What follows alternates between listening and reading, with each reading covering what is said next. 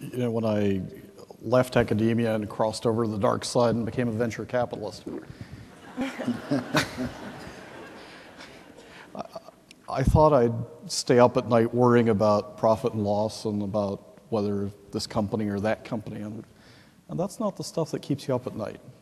The stuff that keeps you up at night, for the most part, is this incredibly exciting journey that you just don't have enough time, that there's so many incredible things happening right now. I mean, we're sitting in a place where the only comparable period is if you were sitting in the Renaissance watching Michelangelo walk by and Da Vinci walk by and everybody else. Maybe you would have had the same sense of possibility. And it's really hard to see right now because, you know, we're sitting with the most successful banker in the United States right here. 98% payment rate on our bank. Like where? And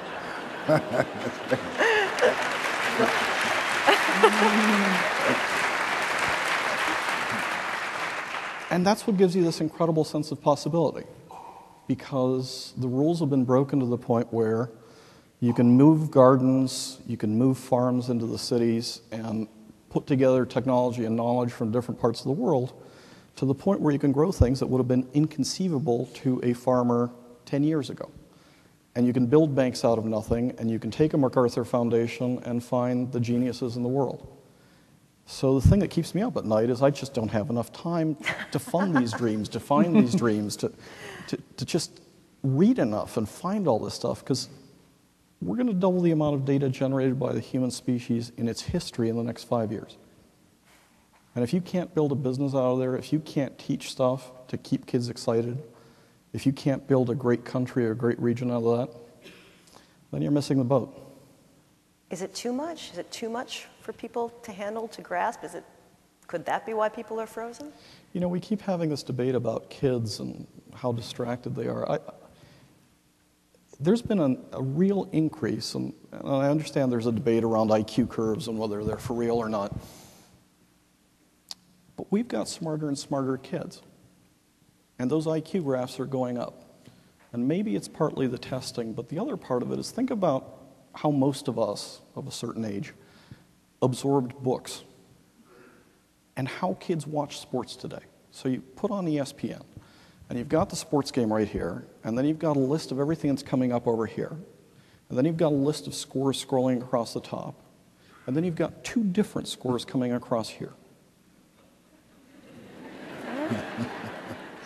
The sheer intelligence it takes to absorb that data, to collate that data, understand this stuff. These are kids that are just extraordinary. I mean, the amount of data coming at a kid because the kid opens up Google or Wikipedia or whatever. You know, we'd go into the library and we'd do our work, and it was hard work, and we'd be more disciplined, and there was a logic to that work. But, you know, you went into the card catalog and you got your 12 books and you got your 100 footnotes. These kids have 163,000 hits. And often they don't have an editor, and they've got to figure out what's real, what's not. Mm-hmm. But the extraordinary thing in this stuff is they're building businesses out of this. Mm-hmm. And they're building businesses that are fundamentally changing the world, like Jeff Bezos, right? I mean, didn't have two nickels to put together, and he builds out Amazon. And the Google kids are doing the same thing, and people are doing this in music and in others. And it's just an incredible time to be alive. To Will and Jessica, I want to follow up with the question I asked Juan, not to be on bummer patrol, but I'm curious, Will, what keeps you up at night about the work you do? Well, I feel we're in this so-called green revolution, and some things trouble me about the green revolution, in that we've left the food piece out of it. I don't see how we can have these green communities, these sustainable communities, if the fundamental thing that we do every day is eat food. And the fact that so many people around the world go to bed at night, especially children, especially women, without food. And that we lose 6 million people a year worldwide because of a lack of food and clean water. So those are the things that keep me up, is trying to figure out how we're going to solve these issues. And our industrial food system obviously has let us down.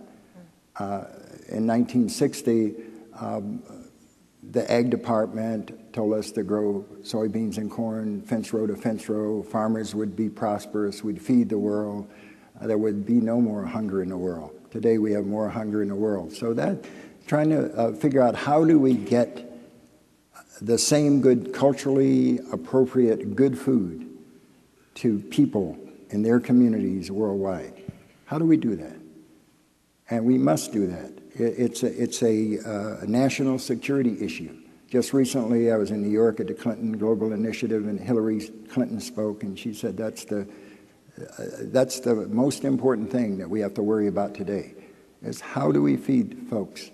How do we not have more than the 600 food riots that we had last year? It's a national security issue. It's our responsibility in our communities. It's a social justice issue that everybody in this arena should be concerned about in their communities, that there are people in communities that are not getting good food.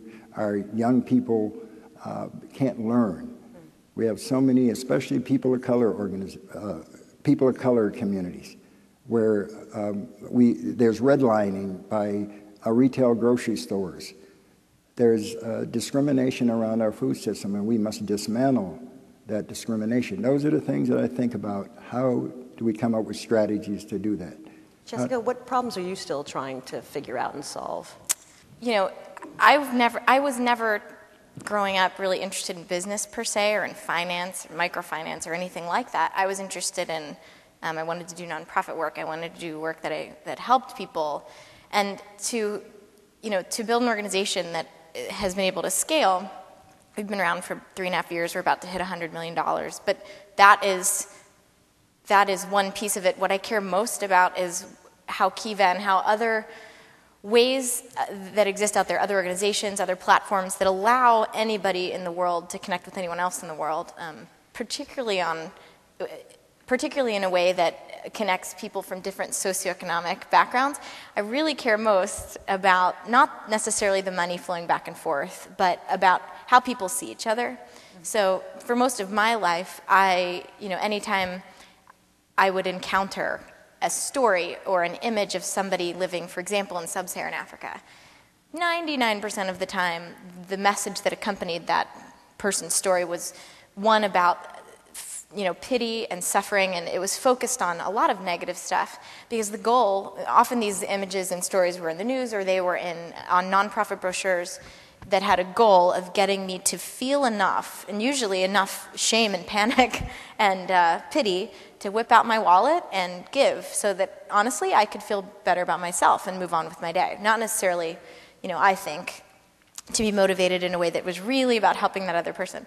So all that said, what I hope is that Kiva can be one place of many where, someone growing up today can encounter a real person, a person with a real name and a real story, a woman living in sub-Saharan Africa, for example, and hear a story that is about an entrepreneur that's very intelligent, perhaps unschooled, but very intelligent, very hardworking, and is doing everything that she can to lift herself out of poverty.